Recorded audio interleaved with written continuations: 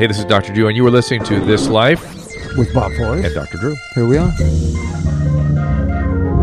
Ladies and gentlemen, gather round the iPhone again. Here we are. We're back. We're now back. We have a very special guest, Christina P. Christina, welcome. Oh, I'm so excited to be here. I'm such huge fans of you guys. Oh my God. I told you I'm a fan of yours, so I'm this is freaking good. And in I'm the freaking green out a little bit room, too. Oh, in the man. green room, we decided we're going to revitalize sex rehab and have it be Yes. abusers, sexual abusers, with Dr. Yeah. Drew. Hey, speaking of the rehab shows, did you hear Busey on Stern? He was fantastic. He was so great. Stem cells. No. That's what I heard. All right, No, let me- stem cells. missed they that. can replace anything. Bob, He was Bob. one of the greats. He was still Gary. He was still Gary, okay? He was still Gary. Okay. Christina P. has Netflix special, Mother Inferior. I recommend it in the strongest terms. Susan and I, my wife, were watching it, and I was like, we got to get her for the podcast. I need to talk to her. And do you remember what else I said? No. So She's texting, guys. no, I said, I'll tell you in a little bit. I'm not going to show my hand just yet. Okay. Follow Christina at Christina P, CHRISTINA. ChristinaPOnline.com is where you can find her. Also, the podcast, Your Mom's House Podcast, and that's Deep Bro Podcast. Yes. Yeah. She, of course, married to Tom Segura and co-host and father of her son, Ellis. Yes. You had 1 2-year-old, or is there more coming? Just one for now, but I want to do more. How many? Should I? I want one more. Two, it's good. Right? Don't you guys have two? We have triplets. I know, it's insane. Horrible. But they're How did I know? horrible. Look at the hair color. That happened the first year. Also, this week's courtesy of Hydrolite. Our friends at Hydrolite, don't forget those guys. We have Facebook. We love that product. I use it all the time now. Yeah, I do too. And a shout out to The Last House Sober Living. We interviewed those guys recently. Yeah, it was good. They were excellent. We got a lot to get into. I've got a bunch of Twitter hate going, which is awesome. We got to talk about Leanne Tweeden, my friend Leanne Tweeden, and all the mishigas around her today. Also, I did a special with Elizabeth Smart where I interviewed her for a couple hours with her dad. It was up Monday, I believe. That's right. And very interesting. But you have to talk, watch the first episode and then you do the interview the second week, right? I think what it is, something like it's the night before they run the 2 parts, then they run them again Monday, and then my thing, and then again they run them or something. But it's worth spending time with because it is a breathtaking story, and she is a delightful, poised woman who has survived this. And I just had to know how and why and what that was like. It's just incredible. And now she's talking about it, which is even better. I've been crazy. waiting for that. Oh, have you been waiting for this one? Well, it was a not fantastic, good, but just an amazing story. So, Christina, what I said was, first of all, I love the comedy special. Oh, thank you so much. Because you didn't take any crap from, you were pulling the gloves off a bit. You weren't being PC, which I found refreshing in this age when everyone's walking on eggshells. You just said, screw it. Yeah, I think there's a being offended culture that's happening, and that's happening for the sake of being offended, rather than we should be offended at actual things. Like everyone's upset about this sexual predator and that one. Don't forget we have one in the White House too. Like there's stuff that we're not really looking. We're glossing over. Yeah, like let's get offended at some real stuff, not what so and so said on Twitter today. What Justin Bieber was tweeting. I am offended. What did he? Thinking about What did he Yeah. tweet? She's just making something up. Well, because people are outraged. It's I want to be outrage. outraged at Justin Bieber. Yeah, it's if outrage. he does that girl wrong a second time, I will come after him. Well, that too, and like the PC culture on college campuses. I narrated a documentary called "Can We Take a Joke" about how that dialogue has been shut down on college campuses now. You can't even All talk dialogue about, has been shut down. right, and that's really dangerous. So it's not just the comedians; it's colleges too. Did you go out in college, or do you go out in colleges now? Hell no. Yeah, For that reason. It's too dangerous. Well, they tell you don't talk about sex, drugs, fucking, and this and that. I can curse, right? Facebook, Yeah. Facebook gets a little Sorry, upset yeah, about it. okay. You can say it on the podcast, but Facebook doesn't sorry, dig it. it's fine. But what else are Effing. those kids doing? They're effing and they're drinking and screwing. And who says you can't talk about it? The administration? Yes, yeah. When they hire you, they give you guidelines. Same with the military, which is like, what else am I going to talk about? Recipes for apple brown Betty? Like these guys are out in the Middle S, of nowhere, yeah, yeah. doing their thing. So the other thing, I was So- watching your Netflix special, and I went, oh, wait a minute, this woman is super smart. Super smart. And then she said, I'm Hungarian. I went, aha! Because every Hungarian I know is insanely bright. A little bit Is of that right? Is there a They're little either- bit of gypsy in you too? Don't you dare! Don't. That is a No, huge insult. She's to the Hungarians. really for real Hungarian. Yeah, both And- my parents were immigrants. Yeah, They and escaped. they're only true photographic memories I've seen are in Hungarians. Anybody in your family have that? No, a lot of alcoholic. Well, there's a lot of alcohol too. So there's that also. And then well, that's America. no, it's Hungarian. It's the old country. That sort of Czech Hungarian. Yes. There's a lot of Bavarian stuff. Yes. And the other thing is math, like crazy science minds, math minds, Yes. like crazy. And you studied at Oxford for a while. Well, yeah, I did. It's so lame. Medieval and Renaissance studies. So it was. It's so useless. Well, why? What got you there? Were you like a Catholic? No, I was not good at the real world. I didn't like the. Where'd you go to high like school? It. All girls Catholic school in the Valley. I got kicked out of public school. I just decided to not go anymore because I was getting into fights because I was a goth girl and they were busing in kids. Excuse me, from South Central, and I was getting into fights like on the daily. So perfect place to send the goth chick is to a Catholic school. Yeah, it was, but I loved it. There is some sense in that. I guess so. Yeah. There's a lot of rosaries involved in the goth movement. Yeah, I loved the structure because at home there was no structure, so it was like this wonderful. If you take the white thing the nuns wear around their heads, Yeah. it is kind of goth. If Yeah, you take that no, I love away, it. make Yeah. it black. Like Sister Bertrell's thing? What are you talking about? Yeah, You never went to Catholic school, No, Drew. I did not. you didn't. I No. did my whole life. God bless them. Yeah, I liked it, but I don't like the real world. I didn't like it, and I thought philosophy. Also, I came from a lot of BS in my family history, so I think it was really a way for me of figuring out the world was studying philosophy. And so you went straight from high school to Oxford? No. I went to a university in San Francisco, and then I did a year abroad. At I Oxford. see. So it was like a year program. What university in San Francisco? University of San Francisco. You said. Yeah. And do you retain any of St. Thomas Aquinas or Yes. St. Augustine A or little. whoever? What were the parameters of philosophy? From whom to whom? From like Maimonides to? Oh, that's terrible. I don't even know that one. No, I remember St. Augustine said we're born in between urine and feces. That was his big thing. And I thought, well, it's such an interest. And that's the premise for the Catholic Church is that well, that's true. He's the father of that church, of that thinking that we are inherently sinful and inherently bad. And you go, well, And wow, dirty. no wonder we're Dirty. so screwy. Yeah. Soiled. That's right. Yeah. That's right, Bob. Well, we are Maybe you. we are born sometimes not between, but right amongst urine and feces. Right? Typically, rather, urine and feces are right with us That's when we're right. born. I just was fully aware of I have two young children, right? But I have an older son, right? But I was high when the older son was born, so I don't really remember all the stuff that goes on. Sure.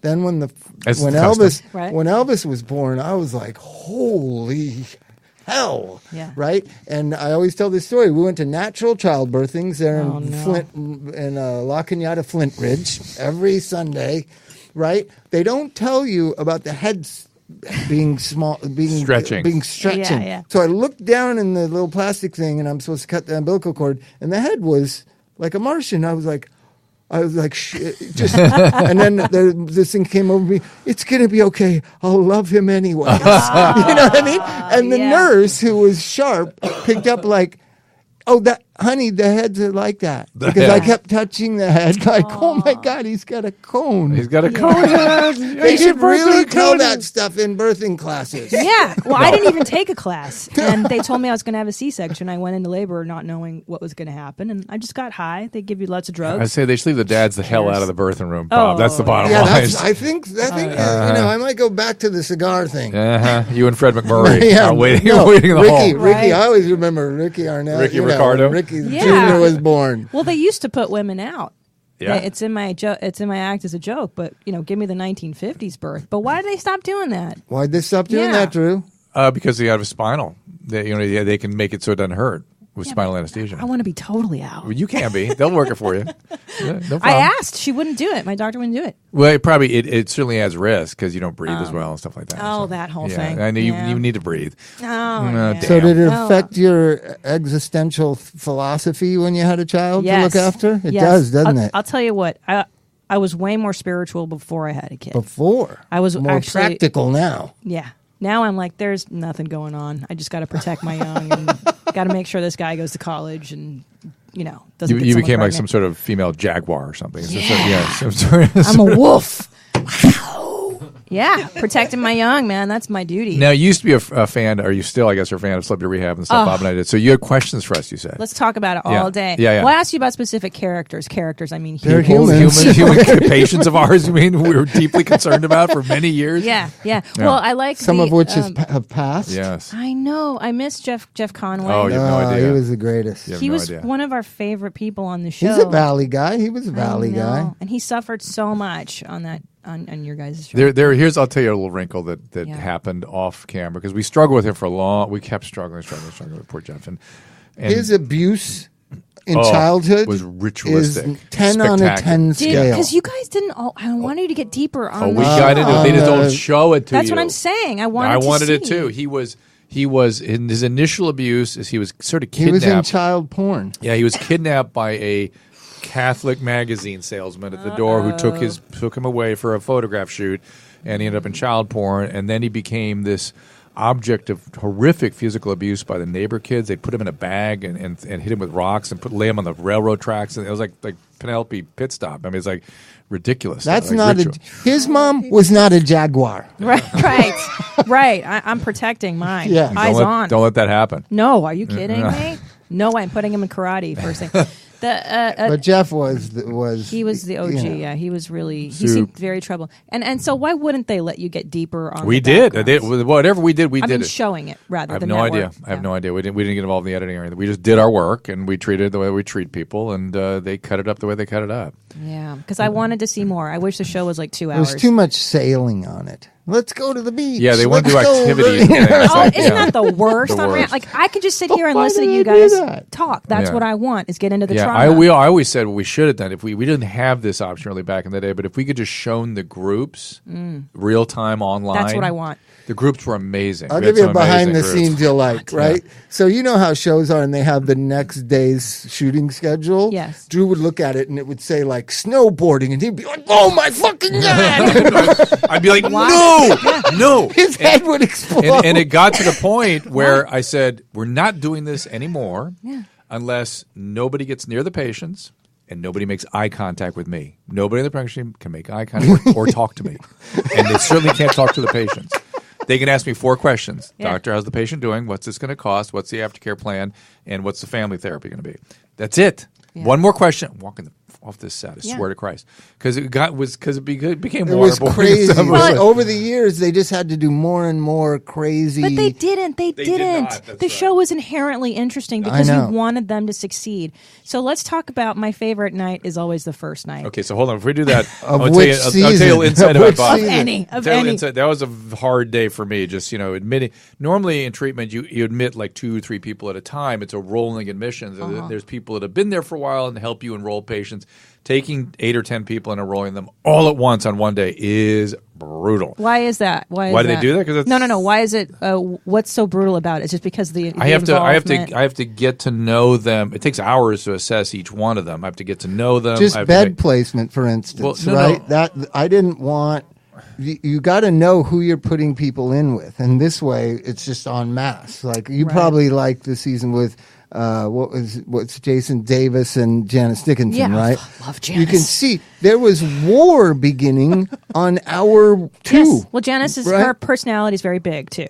But he's still admitting people, and the unit's not up and running yet, and they're going to war. I have to evaluate them for like an hour or 2 and figure out what's going on, make an assessment, make a plan, start doing their detoxes and stuff, and then see them through into the night through the withdrawal. And it's not easy. But let me tell you a quick thing about Bob and Jeff Conway. So this is something you didn't see on TV. So we were struggling with him. We struggled with him forever. And all of a sudden Bob goes, yeah, I remember back at Jerry's Deli when Jeff used to 12-step me. I'm like, what are you talking about? Try to get me I go, what are you sober. talking about, Jeff 12-stepping? I go, what?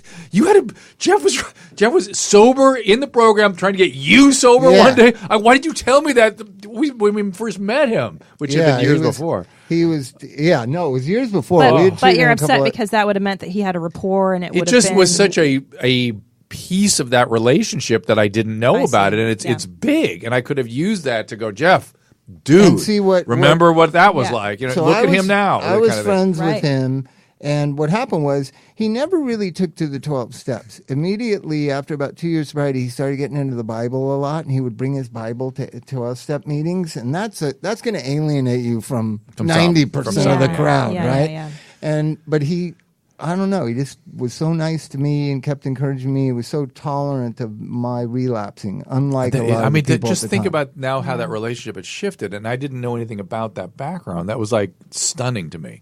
So anyway, what was your other question? What about day one? I love day one because it was like, how are these people going to sneak in their drugs of choice? Oh, always.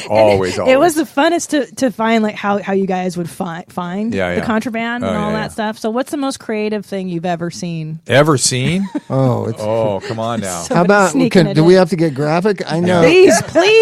This is what I want. How about a syringe put inside a condom, greased and put up inside an anus? Can we say that on Facebook Live? Rectum. Wow. How about that? That's a good one. Why would you do that? This is a hospital. This is a hospital. You could find one of those anywhere. It was empty. It was an empty To me, the more amazing thing, they're out of their mind. They're doing whatever. And they're afraid of detoxing. I get what addicts do. Sizemore, by the way, was pretty good, too. He was fantastic. We had balloons all over the place. We kept finding them for days. And he kept saying he's not on heroin. Yeah, I know. We kept finding heroin in his trash can. He's on meth. And he's asleep for 62 hours. Right. Well, that was the meth, to be fair. Wow. But and I'm worrying about Tom again. So talented too. Oh, and what the greatest too guy talented. ever. I said Tom Sizemore is too talented. Yes. Because when you're trying to deal with him, he's acting. Right. He can't separate. The acting doesn't stop. No, pretty much he doesn't know that there's a real him anymore. Well, yeah. You know what I mean? Because it was hard to watch him in films after having seen him on Celebrity Rehab, because you're like, well, that guy's on. No, man. Like, I would have no idea. He's intense. But back to the contraband of stuff. The stuff that always astonished me was the family who was demanding and worried and look at what they're going through and we got to get them through this, would show up with the syringes up their butts or something too. They would be as bad. They'd be worse than the addicts sometimes. Well, because isn't that the whole codependent cycle? But the degree of it is so, when you really see it and you're talking to somebody and you think they're in a certain place and then you see how they behave, you can't believe it sometimes. Wow. It's amazing. How do you deal with the families that because they have to get in treatment too? Yes, they do. But do they? We used to insist on it. Yeah. And you gotta whether work. They participate is a whole other matter. I mean, there's in treatment and then there's in treatment, right? Yes. And that was always hard with family. And I had many unpleasant encounters with family screaming at me that it's not their problem. Yeah. That why you're talking to me, I'm not the sick one. Yeah. Well, yeah, that's got to... Do you ever get frustrated? Here's a new thing. So I deal with it now daily. It's gotten way worse, right? You can imagine we're talking about in the early 2000s, mid-2000s. Now, 2017 is crazy. The moms and dads and the best friends and they're advocates for their children. They're the ones that got the principal fired when the kid acted out, right? And you can imagine what parents are like nowadays. And it's just... you get yourself into these confrontations with them. So I came up with this funny way of doing it. When is an adult an adult? Tell me at what age now? Because when I was growing up, it was 18.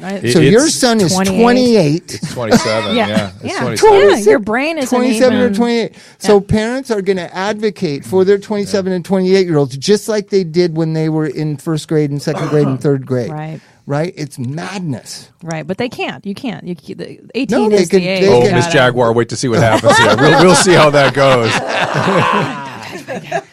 I know. I don't know. I'm Catholic, and anytime my kids get in trouble, I'm assuming, for sure it was them. For sure. You know what I mean? Well, that's a better... But parents nowadays, he would never do that. I'm bracing myself for the mom culture. Because I see it like I do these mommy and me classes. Readopt your goth stuff again and get the whole goth deal on. Well, I was in a mommy and me class, and a woman was breastfeeding her 3-year-old. I'm sorry, 152-week-old, whatever. And I was like, "Are you really? Is this the norm now? Like, we're just gonna?" Because I know I can't coddle him forever. But then I get afraid because I had so much tough love, the Eastern Bloc stuff. stuff. I don't want to do that. You want to be either. sure that you don't compensate. Yeah. Whenever you're reacting to what your parents did, whether it's the same or the opposite, it's not good for the kids. Right. Pray to this is what I had to do. Every week. Or you can pray since you're goth. Yeah. Pray to see the Catholic. wisdom in your parents' way of doing things. Pray to see because the wisdom. I don't know. because I don't know about that. That's what I did. And the fact is, my dad loved me. He never told me he loved me. Yeah. Not once. It never came out of his mouth. But he expressed it in the ways that he could express love. Right? If we're going to still be angry at our parents and go the other way. Right. That's just called forgiveness. You Yeah, can't have That's just wholeness. forgiveness. Yeah. Well, but that's why we overparent. Yeah, I know. You know what I mean? Believe me, I know. Oh, that's interesting. So it's a generation of like Gen Xers who grew up with no parents. They're overcompensating because it's of really all the stuff. It's really the didn't baby get. boomers that didn't get. They had the Yeah. really super didn't get. Boomers got it the worst. 'Cause Yeah. The generation that raised the boomers was very stoic. Yes. No That's the great feelings. generation. The greatest generation. That was the greatest generation. They weren't the most loving. No, Yeah. no. They weren't the most nurturing. No, they were serial killers. That's what I say in my act, that they were raised like serial killers. Don't cry, suck it up, come on, and of course. You know what? I don't even think my dad was told don't cry. There was no one to cry to. Ooh, You know, that's when you have interesting. 8 brothers and 2 sisters in a 3-bedroom shack in the freezing cold of Minnesota, I don't think there's anybody to cry to. Yeah, there was a lot of just focus on survival for that There really generation. was. And therefore, Yes. what are you going to do for the group that has everything, except shame them for having everything and not having to struggle to survive? So watch his approach. a lot of that. Watch, but it's look at your true, parents. man. Probably similar. My dad was, I'm going to be successful in life and give my children every opportunity that was not given to me. Yeah. But he forgot the love and nurture. Right. Right. Yeah. So it fell Christina a was little very- short. So 2 of his kids are drug addicts.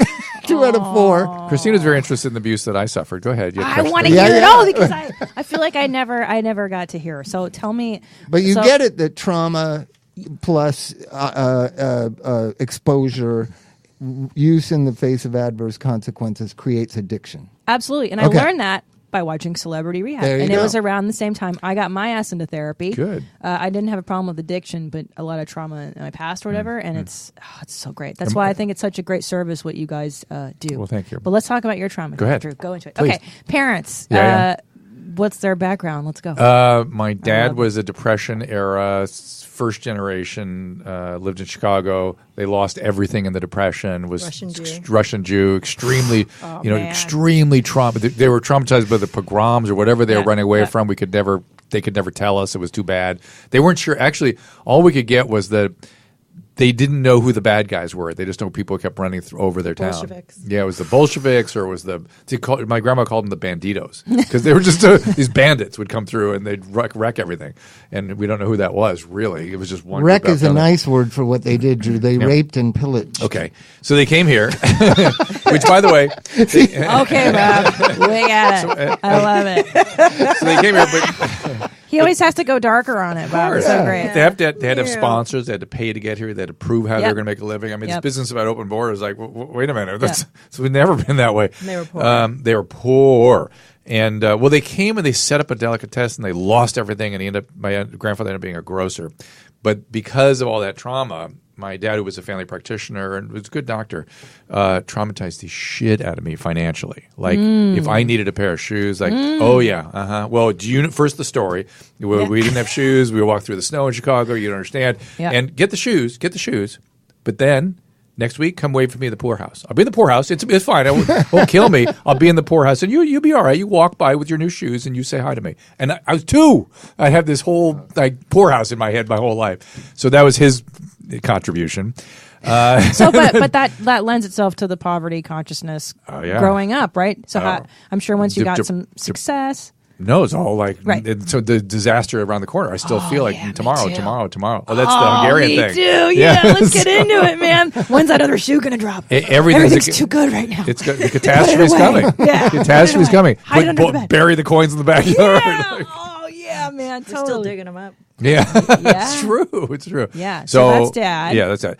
And my mom was an opera singer who ended Wow. up fronting like bands and things, and ended up hot. being a singer, like a Oh, I don't know film, if I can say that, right? being a film noir actress. She was in like Get all the film out. noir things and stuff. And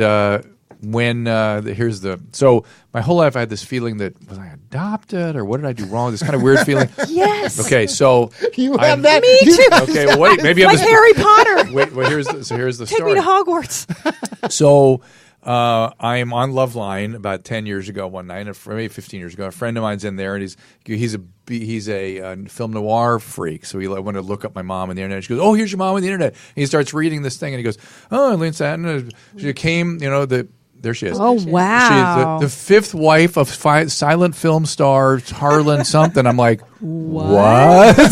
Turned out at 18, some 56-year-old silent film star picked her up and took her out here, married to him for 10 years, had a stepson. That's why he's so pretty. Knew nothing about And it's in any of this. Wikipedia? It's in her Wikipedia. It's in her Wikipedia. Knew nothing about any of it. I thought, You're like 45. And you were 45 when you found that out? 45, 50 in that range, somewhere there. Live on the radio. And my sister flipped out. And I went, "Look, she's made it till she's 80 with this secret. Let's let her. Yeah, what are we going to accomplish?" She took it to her but grave. but I called her stepson. Corolla and I were in Santa Barbara doing an appearance, and this woman came up to me and said, "I need to do an amends to you." I go, "About what?" I go, my father." And I was like, "Who's your father?" Well, and she told the whole story. She's the stepson of this guy, this maniac who was picking up 18-year-olds at the age of 60 and taking them to California. And I called him. He's a retired dentist in Stockton. This guy. And she had a stepson for years. And then one day talking about Don Draper, man. She just left. Boom, gone. And he's so funny. The guy was very nice. You stay in touch? Dentist.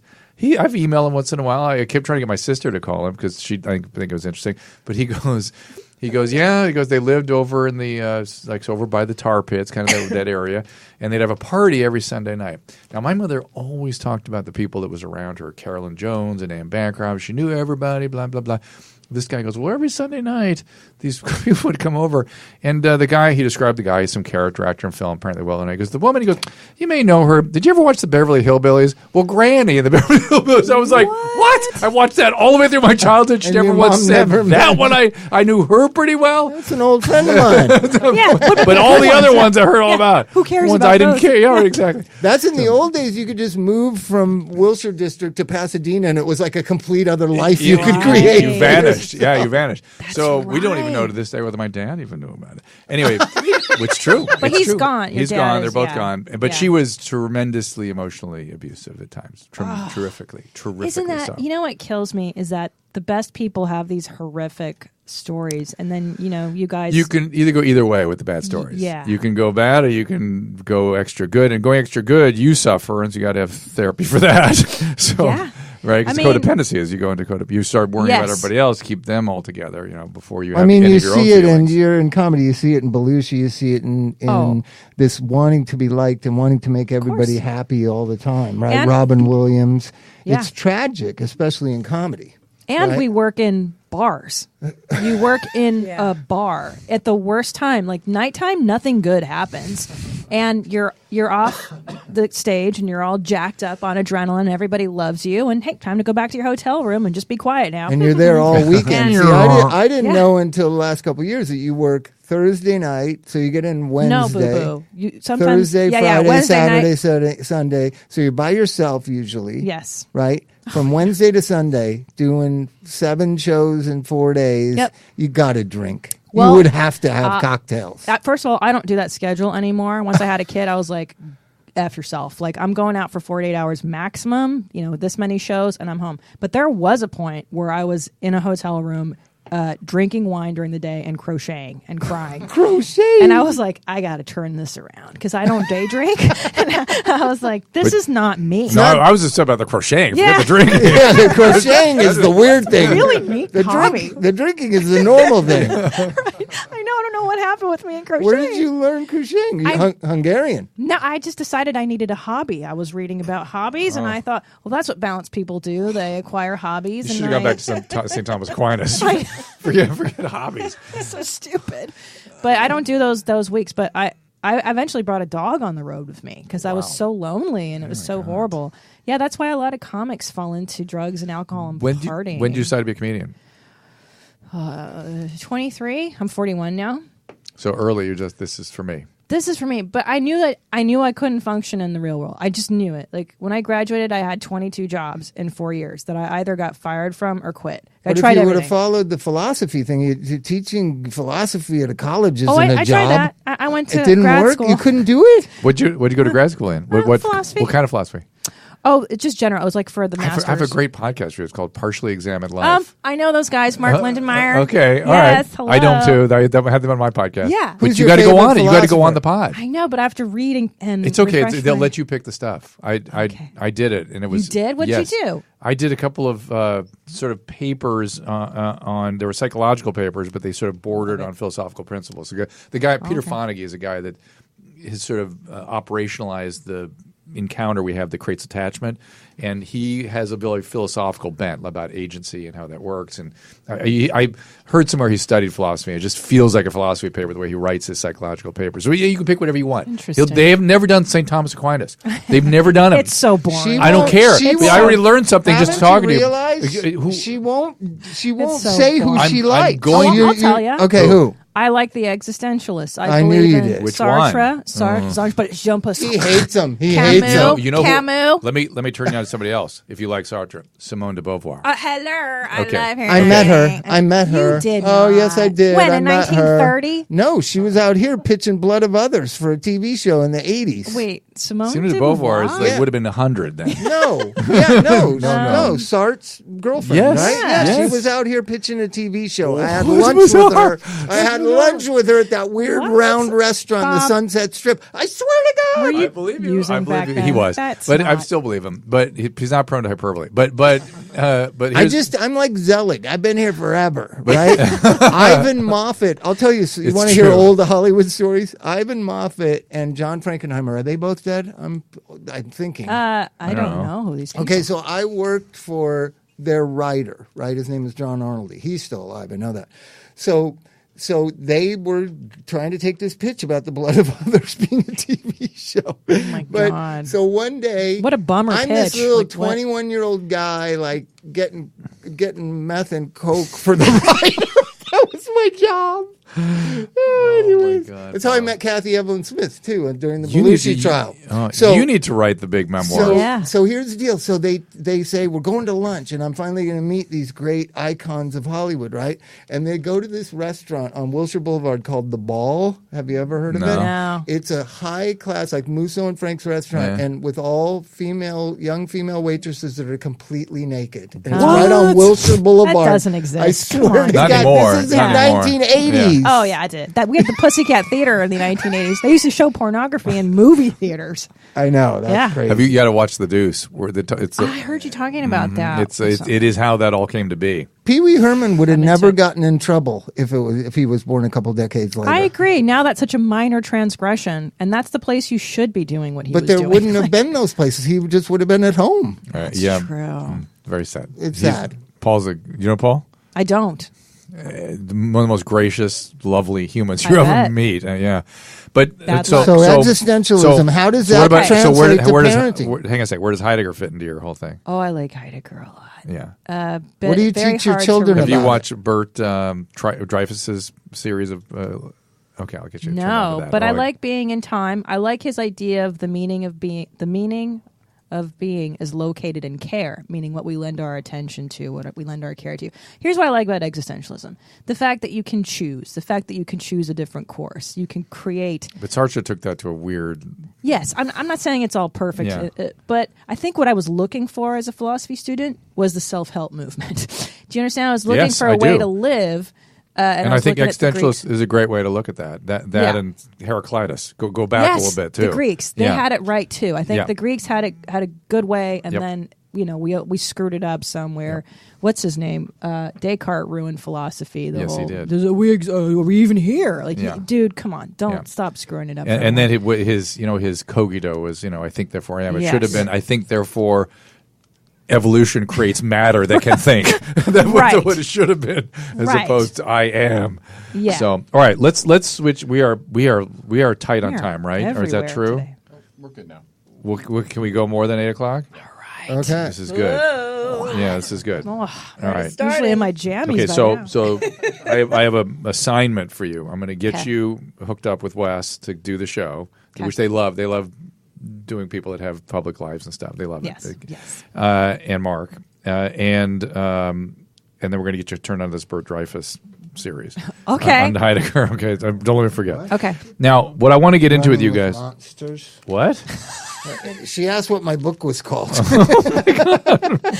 have a book. I have a movie. I have a website. Have you seen his movie? What? I'm His important. documentary about Bob? I didn't know. It's called Bob and the Monster, about his rock life. I got to see that. It's very It's fun. good. Facebook wants I more love it. another book.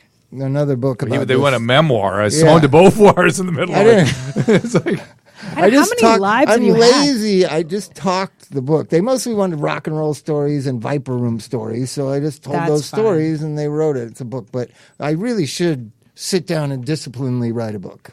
I will I'm do just that thinking, or we gotta before do I die. Or we got to do a docuseries. Oh, it'd be fun. Ooh, that's a good idea. Screw that opiate stuff. Let's do something positive. Yeah, no, I was going after Big Pharma. I was. Do you know they're killing Americans? I've heard you discuss this. Yes. We don't discuss, we fight. I've heard your He thinks theories. it's doctors. How weird is that? Yeah. I'm saying it's Big Pharma. You say it's doctors.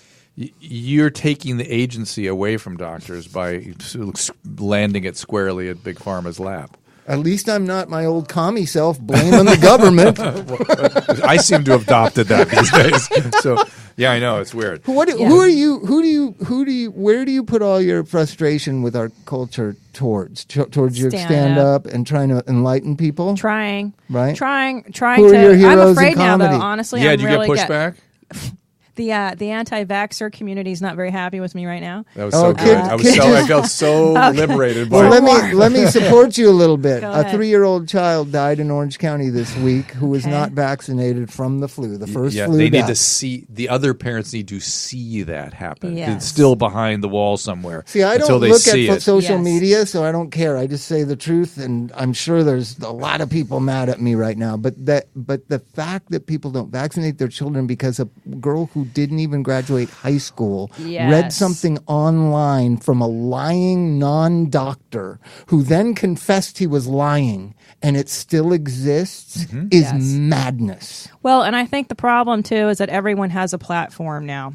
In 160 characters or less, you can put out whatever nonsense you think is truth, and then it gets picked up and retweeted, and now all of a sudden it's a crusade. That and expertise, no one understands what that is anymore. What's an education? Yeah, What's a degree? Right, it means nothing. Science is just another way of looking at things.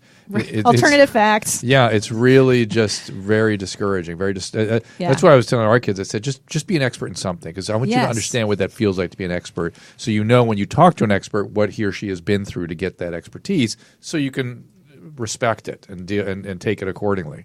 Yeah, and education. I think there's this mythology out there that anybody can drop out of high school and become an entrepreneur millionaire building an app. And it's like, okay, that's a small percentage of the human That's race. 17 By the way, people. it's 17. Still did it? not educated though. Correct. It's still And- not. Yeah, and I'm a huge advocate of formal education, book learning. So Just we've read learned the books. Christina Don't P is bang a it. snob. She's an Yeah, educational snob. She's total an snob. elitist snob. We've learned Yes. that But now. you don't like college campuses. How do you reckon that? They won't let me on. They won't. All right, so who are your heroes of comedy? Okay. My hero of Go all ahead. time Go. life is Lenny Bruce. Yes, Right? yes. And I see things that he said in 1963 as being true still to this day, even more so. We have not progressed as a One thing I will say, society. We have not Bob, progressed. We have one thing regressed. I'll give you. I rarely criticize you. I'm going to criticize you right now. Bob sent me some Bob Dylan lyrics yesterday. There. And I saw what you were talking about, but you were reading a lot into it. You were reading into it. Maybe the Lenny Bruce stuff, you're reading into some of the things Well, he's just saying. the N-word. You can't even say it anymore. It gives it so much power. Then it can be possessed by other people. If you say it, you're condemned. It's a strange thing. I know it, and all you want to do is say it. You know what I mean, Bob? Can't we just all? No. And then you hear people say it in like an academic Tom Sawyer, for instance. Yes, I know it's context. It is Right? contextual. Oh yeah. Right. But he And- said and we're this, Jim. this giving power to words. Correct. And by suppressing people like what's going on now to thought, even Yes, that things I was- disagree with. I don't want to Lenny's thing. suppress it. I want their stupid asses to say it over and over again so everybody can say, that dude's an idiot. And Christine, I know we asked you who your favorite comedian is, but we're going to tell you ours. so mine is Pryor. Pryor, I think, is absolutely just a poet more than a comedian. I like the stuff, hands down, like yes. that philosopher, poet, comedian, all in one. Speak of the N-word. Genius. Yeah, genius. Yeah, speak. You said it, Bob, not me. You get the tweets, not me. What are your people? Okay, so I love Bill Hicks. I think Bill Hicks was one of the greats. Bright, died at 34, which was preposterous and crazy. I love Roseanne Barr, Janine Garofalo, Richard Pryor, Eddie Murphy. I have a in his Roseanne heyday. story for you. Oh, I love Roseanne. I like Roseanne too. She severe trauma stuff, right? And I was. You've done talk show stuff, right? You know how they groom you for the talk show. First, you do the prep, you do the pre-interview, and then that producer meets you, and you're in the makeup chair, and they're like, "What are you going to say with this? And what are you going to say then? What are you going to say then?" I'm like, so natural, just yeah. so And I'm like, I'm just going to say whatever. Don't relax. And she goes, "Oh, Roseanne, I can't wait to meet you." I was talking then about empowering women and things that I think are important. And this is now 15 years ago. What? I'm hearing. Go ahead. Okay. And 15 years ago, this is professional, right? Broadcasting. Yeah. And I'm in the makeup chair, and this woman's like, "This woman cannot wait to. This woman, Roseanne's all about empowering women. She loves your message about that. She can't wait to." So I go, "Good, all right, we'll have a nice conversation about it." So I walk out in the hall with this producer, and the segment producer, and there's Roseanne. We meet each other in the hall, and I go, "Hey, nice to meet you. I understand you want to talk about this." I forget what I was saying specifically, and she goes, women, F all women. They should be destroyed and killed. F all women." And I was like, "Ladies and gentlemen, this is my producer." Would you like okay? And the producer's sitting there like, "Oh, that's Roseanne." So now fast forward, we had a good show. It was Kroll and I. She's actually a really good talk show host, Roseanne, because you never knew where she was going. And at the end, we're up the stage and, doing the Johnny Carson thing where you talk amongst yourself while the credits are rolling. And she came back to me. This is like 2 hours later. And she goes, "Hey, you know what I said to you in the hall?" She goes, "Let me tell you what that was talking about." She goes, "My mom knew I was being sexually abused, and she didn't do anything about it. And I don't think we should let women off the hook when they do things like that. So I was thinking about that at the time. I just wanted you to know." And I go, "Oh, okay." Could have clued me in, but it was funnier this way. Yeah. So she had a purpose, and she stayed with her, and she explained it to me later. And I was always grateful that she explained it, and it was actually an important point. Yes. That I was letting. I forget what we were talking about, but somehow in that I was overlooking some things that women need to be held accountable for. That's interesting. Yeah. Well, I think it's very complicated in comedy and with women. And Phyllis Diller, I think, was the first to point it out. When a woman holds a microphone, but this is what I like about Roseanne, when she wields power, you control a room. You're holding the phallus in your hand, and you're telling everyone to suck it, and you listen to me. What's wrong with that? Right. Which you, you think would be, it's coming into not being so taboo. I think the millennials are cooler with us. Our daughter did a thesis on this, on Joan Really? Rivers. Yeah, and she said, Joan. she pointed out to me that, my daughter pointed out that Joan Rivers was the first attractive young female to stand up with a microphone that wasn't singing in front of a band. Wow. She said before that, when women were comedians, they had to have a character. They had to be a clown, right? They had to be Mom's Mabley. Phyllis Diller, Mom's Mabley. They had to have a character. They couldn't just be themselves trying to be funny. And then the fact that she made fun of herself was even more stunning. The self-deprecation was key. And Phyllis Diller had a huge rack, by the way. She was a D size. And she never talked about it. She never showed anybody. No, and in fact, she had dresses made to conceal those honkers. Interesting. The muumuus. And she had boots made that cut her leg at the ugliest point of her leg, is what she would say. And she'd do the crazy hair and stuff. The crazy hair. Yeah. Which started from being on the road. She couldn't afford to have her hair professionally bleached. So she would do it in the sink, and she fried her own hair. That's how the story goes. Then she wore wigs later. I'm learning some words tonight. I've got to write this down. Honkers. Got it. Flap wagons. I met her when I was 11. No kidding. Oh. Where? She was at something that my dad, the Ford, she was a rep for, or she was the representative. Hired celebrity for she was Ford. entertaining the group there at the Ford Aerospace. Yeah, or something. Interesting. I can't remember. I was only 11. I can't remember. So let's continue. But she was wild in person. Continue to talk about the stuff that's bothering us today. My friend Leanne Tweeden at KBC Radio. She's in the morning show. I'm in the show that follows. Known Leanne for 20 years. She's a substantial person, and she came forward today with this report that Senator Al Franken had kissed her. He's going down. Forced her into stuck his tongue down her throat, is what she said, and then took a picture pretending to massage her boobs, and then it really disturbed her and made her unhappy. And she did not think it was going to be that big a deal. She thought it was going to be like, well, there's more. We got to empower women. We got to keep this conversation going. But it's turned into this international event. She did. Jake Tapper interviewed her for 30 minutes today. I was watching, going, Jesus, is he ever going to stop? And I don't think I personally. I know Leanne doesn't want Al Franken to lose his job. She absolutely categorically he's does not going want to. that. I think that's going down. But that's the part that bothers me about all of this. No, because Doug Jones is going to win Alabama. I believe the people of Alabama. Here's an interesting thing about the Roy Moore thing. As long as people from Los Angeles, San Francisco, New York, Boston think everybody from Alabama is an idiot, right, you will have the society you have. Right. Doug Jones also lives in Alabama. Doug Jones was born in Alabama. Doug Jones fought to bring to justice the killers of the 4 Alabama children who were killed in Birmingham, right? Mm-hmm. He lives there too. So when you're criticizing Alabama all the time, calling them rednecks and hip, you're just forgetting the good people of that region in the United States. That is, and we've got to stop doing that. That is a truth that prevails all sort of talking down to the citizenship. Yeah, but whether it's telling them how to think, how to act, how to talk, or telling them what they are or are not. This is why we need a philosopher king, you guys. Absolutely. This democracy thing, it's not working out. No, but don't you think so? Doug Jones is going to win. They're going to do their damnedest to get rid of a Democrat, right? Mm-hmm. I don't know. You're right. Politically, I think maybe he's gone. But let's keep this conversation going. Where are we going with the sexual? What are we calling it? The allegation? Sexual? We're going to keep going with it until it's somebody none of us can stomach, like Obama or some sacred person. Well, they're starting to bring Clinton back. If it was to really look at what he did. Remember that one? What if Obama? What if it's Obama? He did horrible stuff. What happens then? Then what if in college Obama did something inappropriate? Well, don't they say that?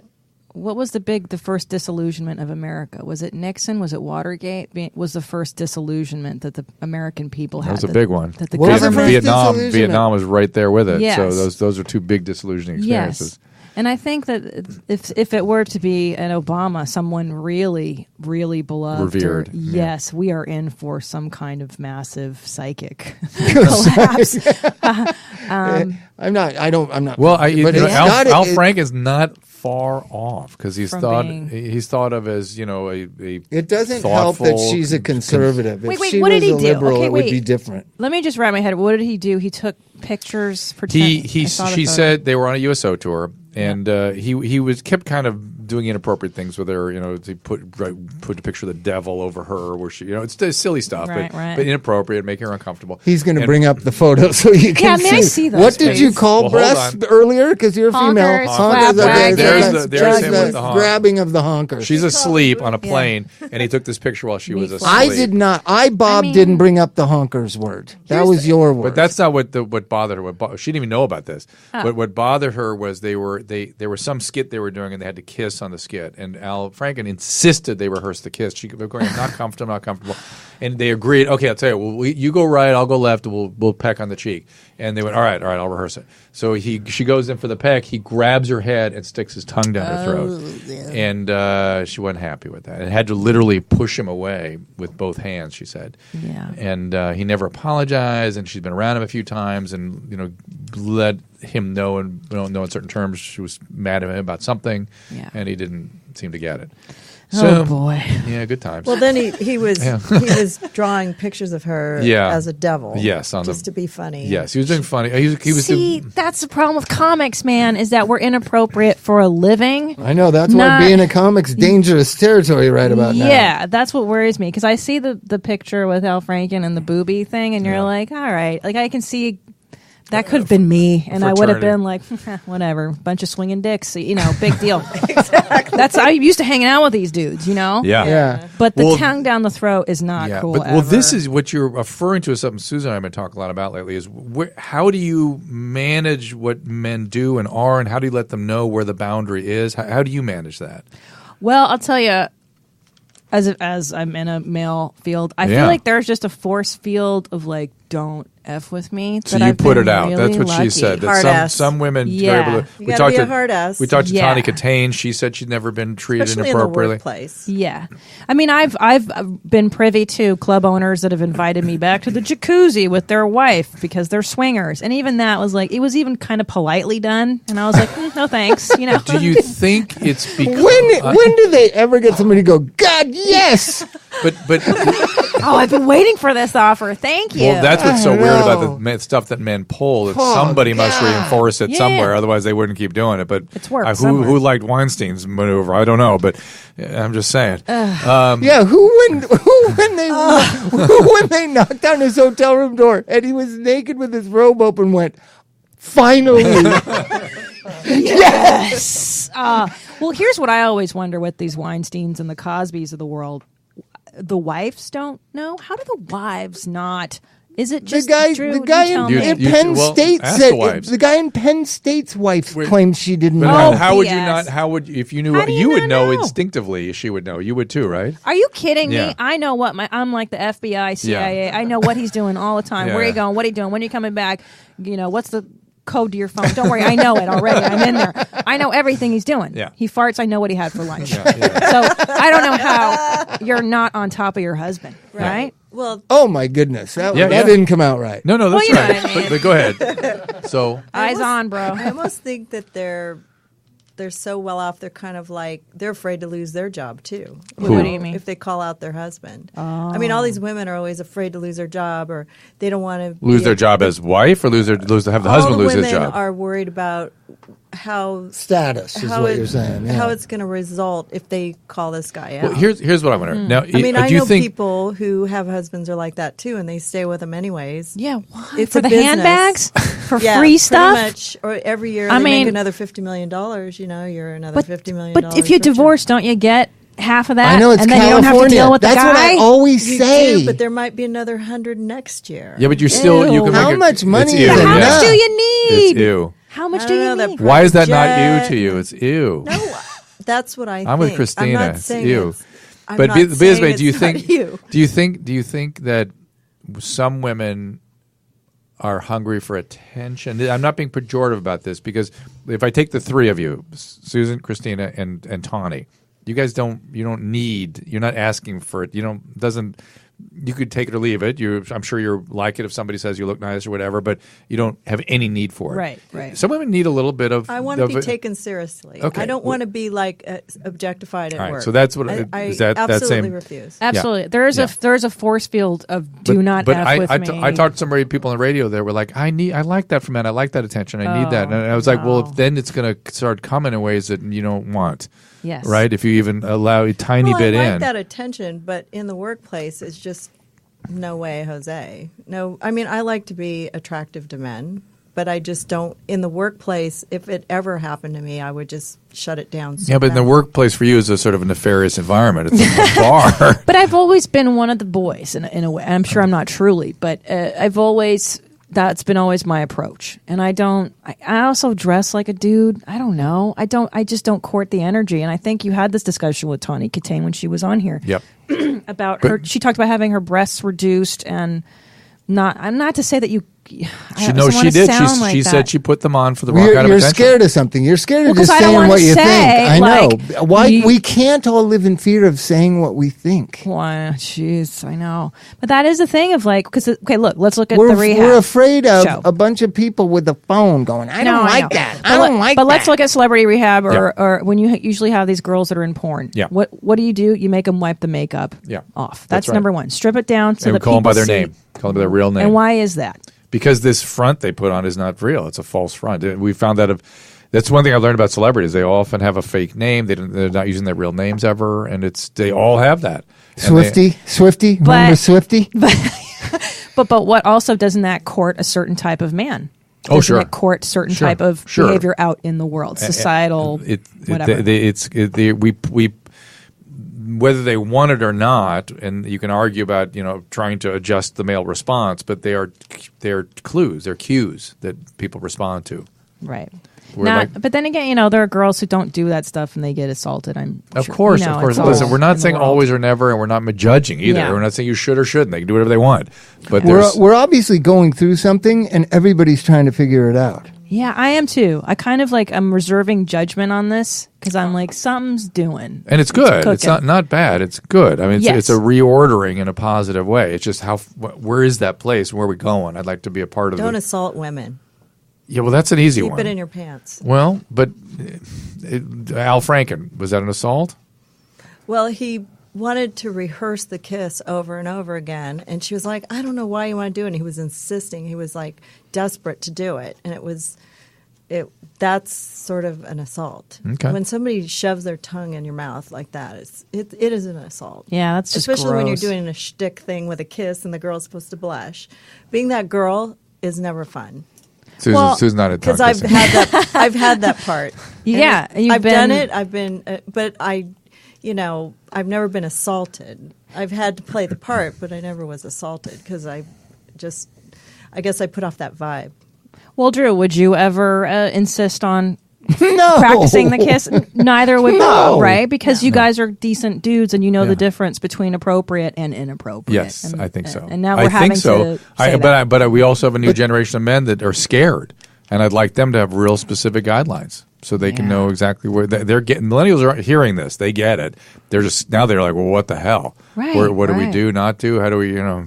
That's the next TV show, Millennial Sex Ed, guys. Ooh. You got to bring back Loveline. You got to do Loveline again. Well, we're going to be so busy with this sex molester show. Sexual assault rehab. No, but you said something interesting that it's power. Celebrity. Hey, celebrity. You got to do celebrities, not regular people. Power and control. Because celebrities are not like us, right? Power and control. Yeah. Power so control. what humiliation rehab? So what's going on? What's power? What is that about? That is about little boys being humiliated by mom and crushed. Their little souls being crushed. The serial killer, right? Yeah. It's always a mom. Do you watch The Mindhunter? My husband does. I'm terrified. I can't. It's so good. It's so good. Stop it, you guys. I can't do murders and serial. But so like Harvey Weinstein's mother, humiliates him, tortures him, and then he takes it out on women. Then he feels small and humiliated and worthless. So he has to go into the world and build himself up to something gigantic, so he can keep himself buttressed against that small feeling. And then when it comes to sex and sexuality, out comes those primitive feelings and activities. And so he's humiliating, he's aggressing against, he's showing his power. And it becomes, for the average, heterosexual male, it's like, why is that even, that's not, ugh. Yeah, what are you doing, bro? That's not sexual. It's like, what is that? It's weird. Yeah, it's weird. The plant. I think he was a weird-looking guy, and he couldn't get what he wanted. Well, there's that. His wife is beautiful, so. Right, I mean. Okay, so then that brings us to a whole nother rabbit hole, which is, okay, let's say Melania Trump, right? Why does she marry an older, overweight, kind of not the brightest guy, spray-tanned, weird guy? Why? Handbags, money.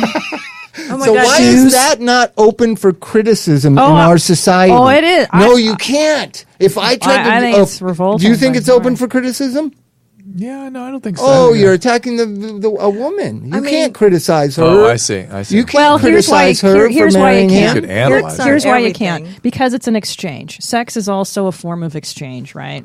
It's the first institution that ever was. It's a business model. I stay hot, I stay fuckable, I still fuck you. Oh, sorry. We're on Facebook Live. 2 children just lost their minds. Comedians. Goth comedians. Potty mouth. But that's the exchange. So it's actually a form of contract. I was in law school for 2 weeks, and I remember in contract class. Was there any other professional or graduate school you didn't go to? I've tried it all. My life is, No, but it's a form of contract. But no, I'm just interested in cultural norms. Why is it that you can't criticize the model who marries the old billionaire guy? Okay, because the feminist movement now will call that empowerment. They will say, "Oh, but you're so sexually liberated that you're using your body to That's benefit the Madonna you." phenomenon. Yeah. It's in my opinion, it's kind of a false sense of power. If you want to get real power, let's get in the White House. Let's start making the money. I feel liberated doing porn. Why don't you own the company that makes the porn? That to me is that's the power move, But whatever, that's just the existential the other kinds of co-opting power that you're talking about, like being a porn star. Co-opting power. That's the phrase for it. I like it's that. also essentially the Stockholm syndrome. It's also something that people enslaved would do. They'd identify with their captors and they would adopt all their stuff and say they were good to them and all this kind of business. So you think Melania is Stockholm? Of sorts. It could be. I don't know them, but who knows? Yeah. Okay, here's another thing. Do you think African American comedians can get away with things that white comedians can't? Because we were on the Burt podcast. What's Burt that? Kreischer. Yeah. And he was going off about it, right? Yeah. Yeah. Yes, if I'm a woman can say things men can't say, a black comedian can say what they want to say. Yes, whoever's marginalized in society wields the mouth power. That's okay. How it goes. So the power that's going after these white powerful men, right? Yeah. It doesn't veer off going towards language that's used by other people, right? I didn't get that either. The idea that I think, just for instance, Chris Rock can say things that no one else can say. Yes. That's a fact. Mm-hmm. Why? Because he's marginalized in society. He does it. You can punch up. You can't punch down in comedy. That's just the rule. Or even across. Maybe across. You can do lateral. I can. You just came at Burt Kreischer and just nailed him. Who? Never heard of that guy. He's not very famous. Where's his Netflix? I don't know. Burt Kreischer. So if during the election, if you were to criticize Hillary Clinton, what would have happened? I'm allowed to. She's a white lady. No, you can go lateral. You can? You can punch laterally. I don't know. I can crap on celebrities, white blonde girls. I look like Melania, so I can say whatever I want. She's really pretty. You hear somebody ask her if she bleaches her butthole? Oh, somebody asked her that? And then she said, no, but my husband uses a spray tan. I was like, wow. Christina, why did you ask her that? The president's wife. This is the president. Who asked her that? It was you know how your phone pops up and stuff comes up? I think it's The Onion said this. It's The Onion, Susan. I think you better take a look at who said that. That is the funniest. I can say that because I am a white woman. Who looks like Melania. But The Onion can say that because they're The Onion. The point I'm trying to make is I was critical of Hillary Clinton, and some friends of mine, female friends of mine, wanted me dead. Yes. Right? What? What? Well, that's reasonable, Bob. No, but how can we survive like this? Until stuff equals out a bit more. So here's what I think what's going on in society is the equalizing of things. So you forget the women's movement is fairly new, as is civil rights. We're only talking about, the 1960s? When could women vote, Drew? When did this happen? 28. 28? Was it that late? I think. So it's like, when you look at the grand scheme of things, we haven't really gone so far. Or we're going far in a very short time because of technology. So this is like the pendulum is it's going to go all over the place because of the internet. And nothing, I'm going to tell you something, nothing affects our socio-historical sort of phenomenology, to use your... I like that. Yeah. Mm-hmm. Heidegger. To use your... Start with Hegel. Mm-hmm. Thank you. This philosopher. German. That nothing affects the phenomenology of the human more than biological change. Mm-hmm. And when we developed antibiotics and people didn't need to die of STDs until AIDS came around to challenge that a little bit, and developed birth control that sort of unmoored us from a biology that we'd been with the entirety of human evolution. Right. Of course things are going to change. Of course they're going to change. So that's just the male-female piece that's changing. And plus now we're mixing in different ways, and the cultures are coming in different ways and communicating in different ways.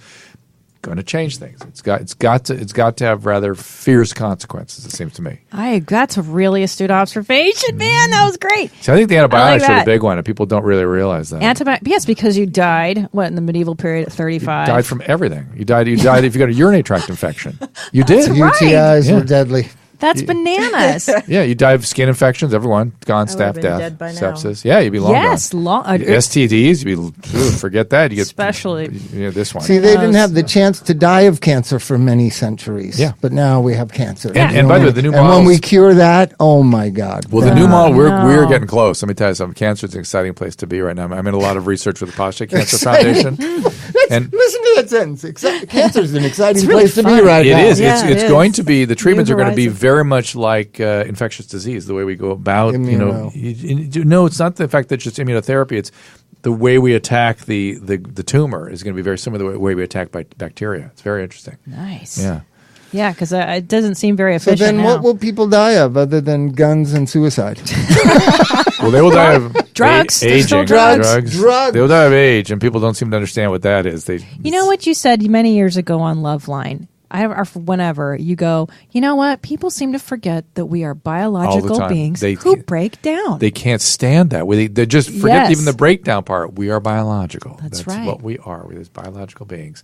And that has Tell real about implications. The cell thing. At a cellular level, something kicks on. When? At 72 or 76 or 78, you said something like that one time. And you're aging and you're just going off a cliff. Like it accelerates. Well, it does accelerate. It's a good old. Yeah. No, you know what I said?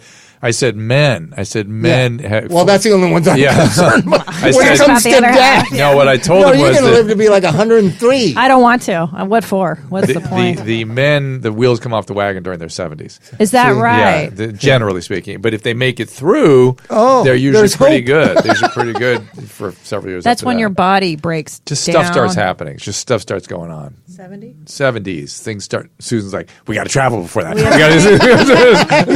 going to be waiting for him in the walker. A couple decades to go here. I got to work on this. Wait, what happened? I mean, you're just talking like cancer. You said something strokes, turns on at a cellular level. No, it's not that. No, it's not. It's just that's what seems. That's been my observation. And women were later. Women, it's much less. My Auntie Abby lived to be 96. She was deaf and blind, but she was still going. Women, it's much more of a slope, a steady slope through the 80s. While men, it's like boom, boom, boom, and then they're like, okay, all right, made it, and then they can kind of come out of it a little bit too. So I never want to lose my husband. So We're such a bonded do pair. you think about death a lot? Because I do. Yeah, obsessed about it. Let's talk about death. I love it. My Uncle Jerry. What time do we have to abandon this show? We good? All right. My Uncle Jerry, ironically, came to a book signing I had, and I hadn't seen him in about 15 years, and he was in his 90s. And I said, Uncle Jerry, you ever think about how you lived? Like, all his brothers died at 58, 62, 61, 64. And I was like, how is it you live this long? Because I'm concerned about the genetics. Like, how long does a forest live, right? And he goes, never smoked, never drank. Oh, well. Never smoked, never drank. Well, I'm going, never smoked, never drank since... But you've got like 1996. But you and I too, the Eastern Blocker stuff. We got cockroach DNA. But I got the Ashkenazi Jew garbage. Oh, that's bad stuff. Yeah, I've that's heard bad about stuff. that. What about you, Susan? How's your DNA? 100. Her dad lived to be 100. Yeah. 100. My butthole when I'm 90. I'll be on that cruise ship around the world. That's fantastic. I'll be that hot 90-year-old like, come on, baby. Sexually harass me. Bring it. No, this Facebook's really going to love it. That is it. What's going on Facebook? Do they have any questions for us or comments or anything? You're monitoring, huh? They want to know who Burnt Chrysler was. Burnt Chrysler? Burnt Chrysler. Oh, the fattest working comedian known to man. We don't know who he is. None of us do. Oh, I've never heard of him either. I lost my page. Sorry. Now, he went through Sober October. Yes, he did. He told me he was going to drag me onto Rogan's show and then magically didn't. I don't know what the deal was. Well, we'll talk later. We'll figure something out. Yes, please. Thank you. Yeah, he did it. I'm very surprised. I was not. I coached him up at the very beginning. He was in a panic. Yeah. And he called me like, am I going to be okay? I have to fly? Like, Bert, you're going to be fine. I've always found it's really easy to stay sober for short periods of time. Yeah. It's long periods of time that are very difficult. So if it were a 90-day challenge. As long as you know, like I would say a year. If you guys really want to F with him, say put some real money down though. Everybody's going to have to pitch in, get $100 grand out there in front of him. $100 grand. Don't drink or take drugs for a year. He cannot do that. I guarantee you. Bert's a binge user, though. Let's talk about Bert's A year is a long time, Drew. So, Drew, what? Yeah, you think it's binge party guy? It's the binge alcoholic. Yeah, frat. And they're easier. They're harder to nail down. They're a little slippier because they can control it for long periods of time. Not a year. Well, maybe not. I've never tried that with bribing a binge alcoholic. It'd be interesting. Does bribery work for sobriety? Yeah. Oh, sure. It motivates. All kinds of motivators work. Yeah. I had I thought you had to be motivated from within to change. You know no, it doesn't matter where it starts. You love Celebrity Rehab, right? Yeah. So I had the aftercare. The last 3 seasons, I had the aftercare, right? And these people were obsessed with their last check, right? Right. You know, I'm sure it's a fortune. They were compensated. Some of them were paid So well. I kept telling some of the not brightest ones that you weren't going to get your check unless you stayed sober. That's brilliant. That's brilliant. You guys should have done that the whole time. I was like, and one of them did use drugs and got arrested. I said, dude, you're not going to get your last check. And he's like, no, are you kidding? I'm going to get a lawyer. Good luck. Wait, how much do you think lawyers cost, dum-dum? Yeah, there goes your paycheck. So anyways, I think certainly those at home that have loved one that's suffering and causing you suffering, you can motivate them by your giving them a bottom line. You know, it's pain and suffering that motivates people in the right direction. Sometimes bribery works, right? What is freedom? Here's the thing. I got sober because the judge told me if I didn't stay sober, I was going to prison. That's a good motivator. Freedom was bribery. I didn't think in terms of like going to prison because it's hard when that's hanging over your head for 3 years, right? You can't think about prison and what might happen there to a little guy like me, right? But you can think about freedom. Like and my sobriety started to be about freedom right off the bat. Like I remain free. I can do what I want as long as I stay sober. Dude, be what I want to be. Hi. The Peter Fonda speech. Because they'll take you into custody like that back in the day, but nowadays they don't. Prison's where they find all the drugs, right? Isn't that where the best drugs are nowadays? It's also where people find God a lot. Ooh. God's there. Sobriety's there. Cool. Yeah. It works, right? Whatever works. That's exactly right. It's crazy. So I have a friend named Mary Loynes who went to school with you. I love her. She said, did Christina discuss her feminine lessons from our older Irish nun high school teachers? She is brilliant. I know that about her. I picked that up immediately in your... Everybody's saying how brilliant. Brilliant people are. You hide it. You hide it a little bit. Well, Christina, you do.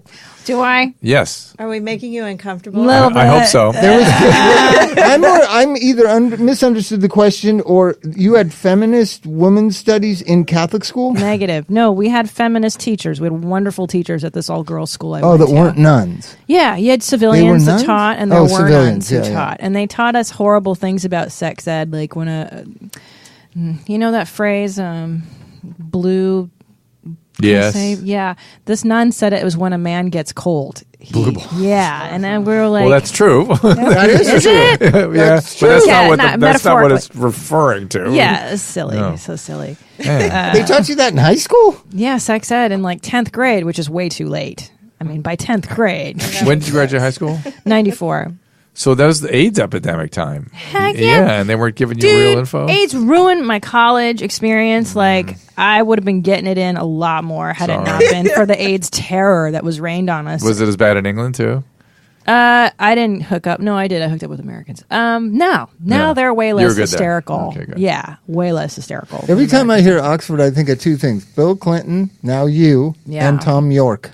Oh, and I used to see him walking around. Did you really? This is right when Radiohead was like... Radiohead's from Oxford. Yes. Did you know that? Wow. And we used to see him walking around, going to with pubs and gigs. Yeah. It was cool. Super cool. Did you go see them when they were there? My friends did. At the time, I didn't even know who they were. And someone was like, dude, that's Radiohead right there. And I was like, what? Who? And then later I put it together. You should lie now and say you saw them in a little club there. Yeah, I'm so cool. I'm not that cool. What's that? What you got, Miss Producer, you're saying wrap it up? Wrap it up. Is that what you're saying? Wrap it up. Mama's got to go to bed. All right, wrap it up. Christina, it is a privilege. I hope we'll... Great to meet you. You guys are my favorite, and this has been the best. What's that? You have a million plugs. I know. I'm going to give all the plugs to relax here. Hydrolite? Hydrolite. Yeah, we should all go out to dinner sometime with the Kreischers and everybody. Bob, you come on now. Last house. To the valley? I don't know. No, we're going to meet midway somewhere. If you guys want to keep talking about something else, you may, but he has to talk about Go. All right, I do my plugs. Oh, that's what she was mad at. She was the plugs. The plugs. Okay, so we have The Last House, which we think is a pretty cool sober living here in Los Angeles, and you can check out the interview we do with the director there. Also, our friends at Hydrolite, the effervescent tablets that I tell you can replace an IV fluid repletion. So those of you that are, That's cool. Yes, I envisioned that a long time ago, and now here it is. I'm thinking this is going to keep me alive. Don't forget, me and Mike Cather, we're going to be at the Ice House December 5th with Emily Morris joining us. Yes, doing a live podcast there.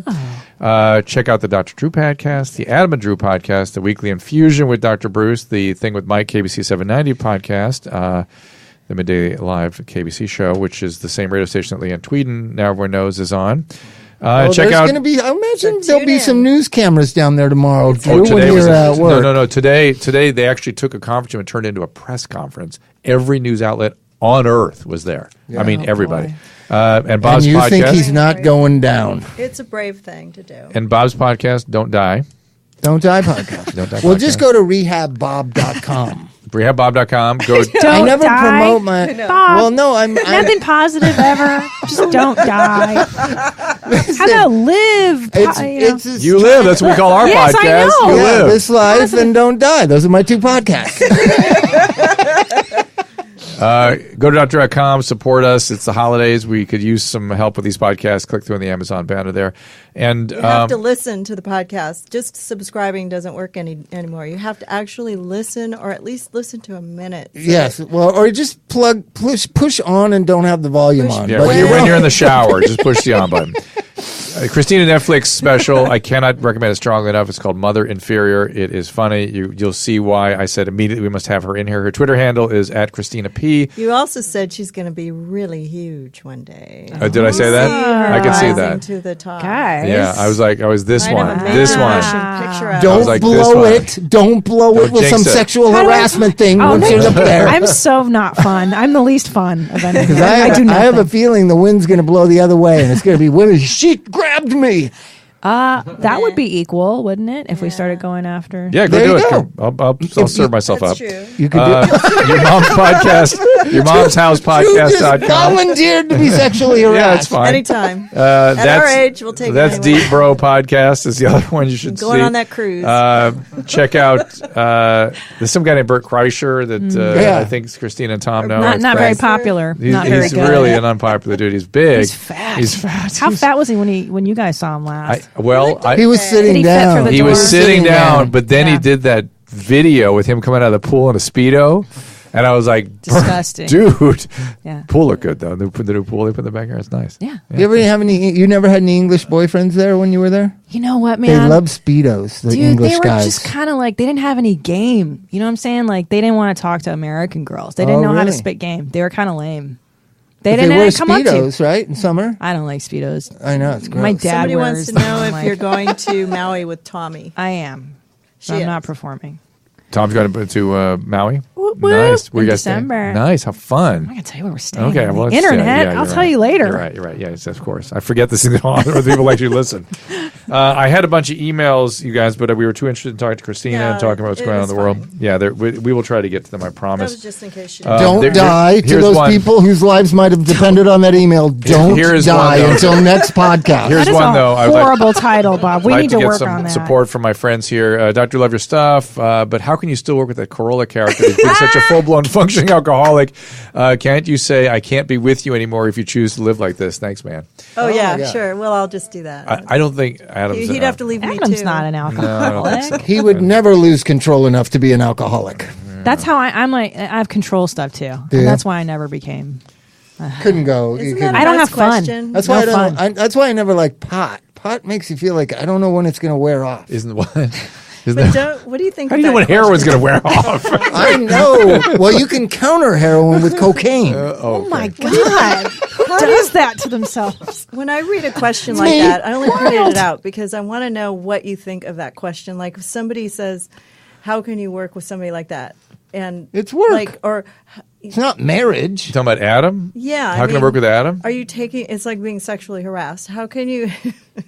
How do you? Why do you do that? Is it that bad? No, it's not that bad. Yeah, We've had moments over the years where it's gotten a little bit like you got to be kidding, like Yeah. really, but for the most part, we're friends for a long time, 20 years. We've had rocky and lofty peaks and valleys in our relationship, And generally, we shake hands and we're friends no matter what. It's kind of a shtick too. And some of it's doing radio. I understand he's got a job to do. But when I see those questions, I'm always like, who asked that? Like, they're just stirring shit, really. Well, look at my Twitter feed sometimes. No, but I why I think they're doing it is they're comparing work to marriage. We're talking about your children are in a house with a using addict or a alcoholic. That's different. You as a spouse have to do something. Yeah.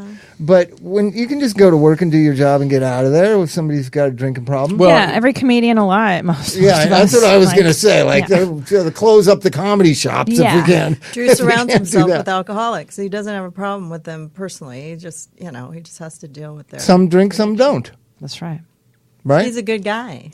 Codependent. Boundaries. Set your boundaries. That's what I'm saying. Don't want to let him in. You don't want to let him in, man. No, I let him in the thing about codependency really is it mobilizes your shit. Yeah. But you think it's theirs. You understand? Man, we got to talk about this next time. Let's do a whole episode on codependency. All right. Well, I don't like calling it codependency because they don't like that word, right? Right. It's people who live who think their feelings come from other people. Oh God. Yes.